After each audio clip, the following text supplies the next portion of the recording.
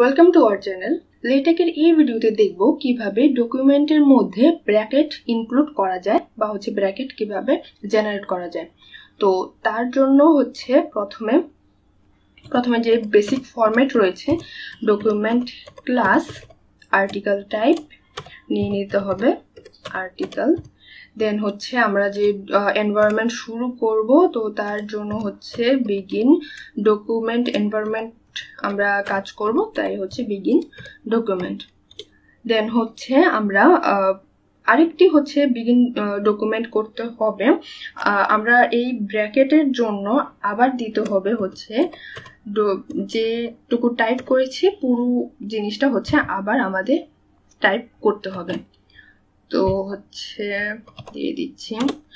এখন যে কাজটা করতে হবে, আমরা যে ব্র্যাকেট ইউজ করব, তো প্রথমে ধরলাম বিভিন্ন সাইজের ব্র্যাকেট রয়েছে। প্রথমে ধরলাম ফার্স্ট ব্র্যাকেট যদি ইউজ করতে চাই, তো প্রথমে ব্যাকস্ল্যাশ দিয়ে থার্ড ব্র্যাকেট নিয়ে নেব। এই থার্ড ব্র্যাকেটের মধ্যে লিখতে হবে প্রথমে আমরা যে লেফট সাইডের ব্র্যাকেটটি থাকে, তো তার জন্য ক্যাপিটাল BIGG, দেন ফার্স্ট ব্র্যাকেটটি দিয়ে দিতে হবে। তো এই ব্র্যাকেটটি সবচেয়ে বড় ফন্ট। এরপর আমরা যদি একটু ছোট ফন্ট চাই, তাহলে আবার স্ল্যাশ দিয়ে BIGG, এরপর L দিতে হবে। সরি, এখানেও BIGG L মানে লেফট সাইডের ব্র্যাকেট। তো এখানে এর পরের সাইজের জন্য স্মল BIGG L দিয়ে ফার্স্ট ব্র্যাকেটটি দিতে হবে। এরপর যদি আমরা আরেকটু ছোট সাইজের চাই, তাহলে দিতে হবে ক্যাপিটাল BI শুধু একটি G, এরপর L দিয়ে ফার্স্ট ব্র্যাকেটটি দিয়ে দেব। দেন আমরা যদি আরো ছোট ফন্টে চাই, তাহলে আবার ব্যাকস্ল্যাশ দিয়ে স্মল BIG বিগ L দিয়ে আবার লেফট সাইডের ব্র্যাকেটটি টাইপ করে দেব। টাইপ করে দেওয়ার পর এরপর দিতে হবে আমাদের যে লেফট সাইডের ব্র্যাকেট, দেন স্ল্যাশ দিয়ে ক্লোজ করতে হবে। এরপর আমরা যদি রাইট সাইডের ব্র্যাকেটও চাই, তো তাহলে একই প্রসিজিওর। তো তার জন্য থার্ড ব্র্যাকেটের মধ্যে প্রথমেই লেফট সাইডের জন্য কমান্ড দেওয়ার পর লেফট সাইডে গিয়ে এই ফার্স্ট ব্র্যাকেট আর মানে লেফট সাইডের ব্র্যাকেট আর ব্যাকস্ল্যাশ দিতে হয়। আর রাইট সাইডের জন্য প্রথমেই রাইট সাইডের ব্র্যাকেট দিতে হবে, দেন স্ল্যাশ ব্যাকস্ল্যাশ দিয়ে BIGR দিতে হবে। এটা সবচেয়ে ছোট যে সাইজ, সেটা দিয়ে রাইট সাইডের ব্র্যাকেট দিতে হবে। দেন আবার ব্যাকস্ল্যাশ দিয়ে যদি সেম হইতে এখন আমরা ছোট থেকে বড় দিকে যাচ্ছি, তাহলে ক্যাপিটাল BIGR দিয়ে রাইট সাইডের যে ব্র্যাকেট রয়েছে সেই ব্র্যাকেট দিতে হবে। দেন আর একটু বড় করার জন্য BIGR দিতে হবে, বিগ আর। দেন আরো যে বড় সাইজটি রয়েছে, তো তার জন্য আবার ক্যাপিটাল BIGR দিয়ে ব্র্যাকেট দিতে হবে, রাইট সাইডের ব্র্যাকেট। দেন আবার স্ল্যাশ দিয়ে ক্লোজ করতে হবে।